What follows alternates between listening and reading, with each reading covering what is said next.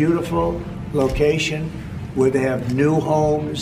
মার্কিন president Donald ট্রাম্পের নতুন প্রেসক্রিপশন, গাজাবাসীকে গাজা ভূখণ্ড থেকে বিতাড়িত করতেই হবে, ফিলিস্তিনিদের গাজা ছাড়া করে সেখানে হবে উন্নয়ন, এমনকি নান্দনিক স্থাপনার আবাসন প্রকল্প।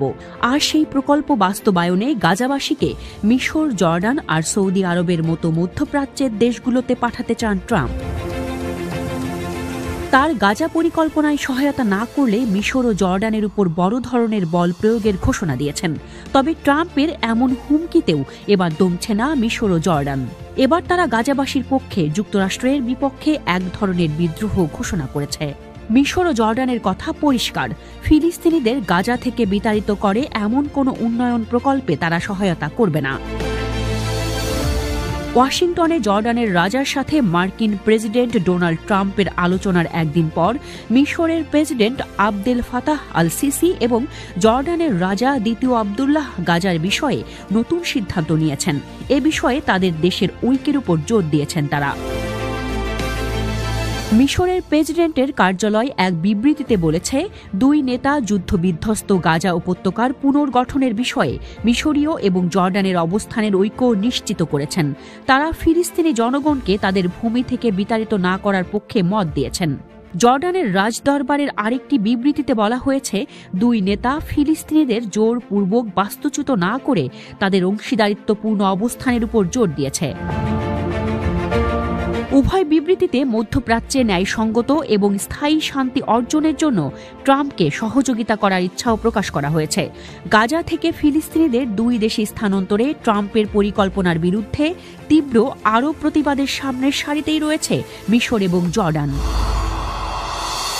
ট্রাম্প জানিয়েছিলেন, যদি মিশর জর্ডান ফিলিস্তিনিদের গ্রহণ করতে অস্বীকৃতি জানায় তবে তিনি সম্ভবত উভয় দেশকে সহায়তা বন্ধ করতে পারেন। ওয়াশিংটনে ট্রাম্পের সাথে আলোচনার পর বাদশাহ দ্বিতীয় আবদুল্লাহ বলেন, গাজা এবং পশ্চিম তীরে ফিলিস্তিনিদের জোরপূর্বক বাস্তুচ্যুতির বিরুদ্ধে তার দেশ অটল অবস্থানে আছে। মিশর এই সপ্তাহে ঘোষণা করেছে, তারা এই মাসের শেষের দিকে আরব দেশগুলির একটি শীর্ষ সম্মেলন আয়োজন করবে। এটি আরও বলেছে যে তারা গাজার পুনর্গঠনের জন্য একটি ব্যাপক দৃষ্টিভঙ্গি উপস্থাপন করবে, যাতে ফিলিস্তিনিরা তাদের ভূমিতে থাকতে পারে। মিশর এবং জর্ডান উভয়ই যুক্তরাষ্ট্রের প্রধান মিত্র। ট্রাম্পের এমন প্রস্তাবের বিপক্ষে আগেই কঠোরভাবে অবস্থান নিয়েছিল সৌদি আরব। তারাও জানিয়েছে, কোনোভাবেই ফিলিস্তিনিদের গাজা থেকে উৎখাত করা যাবে না। তুরস্কের প্রেসিডেন্ট রিসেপ তাইপ এরদোয়ানও দিয়েছেন একই রকম ঘোষণা, বলেছেন কোনো শক্তি ফিলিস্তিনিদের গাজা থেকে বের করে দিতে পারবে না।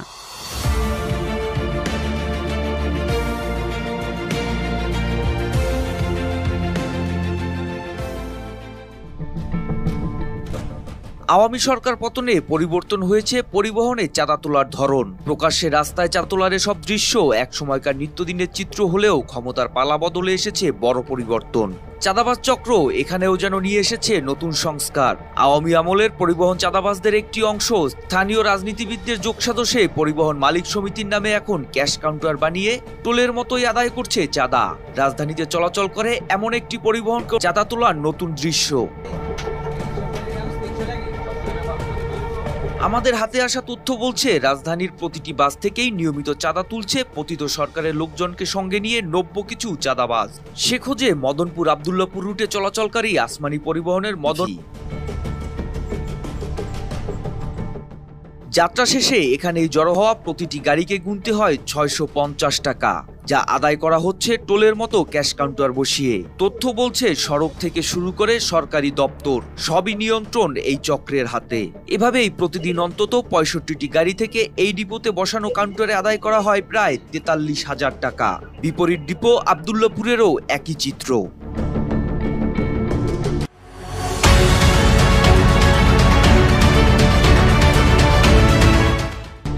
রুবেল ইলিয়াস মানে কোম্পানির মালিক, তারা জোর খাটাইয়া এখন ১২০০ টাকা প্লাস টোটাল রোড থেকে চাঁদা উঠাচ্ছে। এখানে যেভাবে এখন নিচ্ছে, তারা মদনপুরে ৬৫০ টাকা চাঁদা নিচ্ছে, তারপরে কাশপুরে ৬০ টাকা নিচ্ছে, তারপরে স্টাফ কোয়ার্টার ১০০ টাকা নিচ্ছে, রামপুরা ৪০ টাকা নিচ্ছে, আবদুল্লাহপুর ৪০ টাকা নিচ্ছে, দৌড় বেরিবাদ ৪০ টাকা নিচ্ছে, আর দৌড় মাঠ আছে যেখানে, সেখানে ২০০ টাকা নিচ্ছে। এইভাবে আরও হিডেন অনেক চাঁদা আছে, যেটা ড্রাইভার এবং মালিকদেরকে জিম্মি করে তারা করতেছে। তবে এই বাস মালিকের দাবি, পতিত সরকারের আমলের থেকেও অন্তর্বর্তী সরকারের এই সময় চাঁদা বেশি দিতে হচ্ছে। আমরা আগে দিতাম মাঠ ভাড়া হচ্ছে 70 টাকা, এখন দিতে হয় 200 টাকা। আমাদের আগে ছিল আপনার 400 টাকা, 400 থেকে 500 টাকা। আমাদের যে আপনাকে চাঁদা দিতে হয়, চাঁদা মানে রোড পরিচালনা করার জন্য একটা চাঁদা দিতে হয়। তৎকালীন ছিল আপনার 400 থেকে 500 টাকা দিতে হয়, এখন দিতে হচ্ছিল 1100 টাকা। এসব বিষয়ে কথা হয় চাঁদা তোলায় অভিযুক্ত আসমানি পরিবহনের এমডি ও ঢাকা মহানগর দক্ষিণ আওয়ামী লীগের ৭০ নং ওয়ার্ডের পাইটি ইউনিটির প্রতিষ্ঠাতা সভাপতি ইলিয়াস কাঞ্চনের সাথে। ওখানে মনে হয় মাঠ ভাড়া দিতে হয় আমাদের ওই 2 লাখ টাকা প্রতিদিন? না, প্রতিদিন না, তাহলে মাসে 2 লাখ। সরকারি এরা কি কোম্পানি থেকে ইজারা আনছে কিনা, আমরা তো সরকারি ভাই হিসাবে ব্যবহার করতে পারি না, আমরা তো মাঠ ভাড়া দিতে হয়। তো কত করে নেন গাড়ি প্রতি?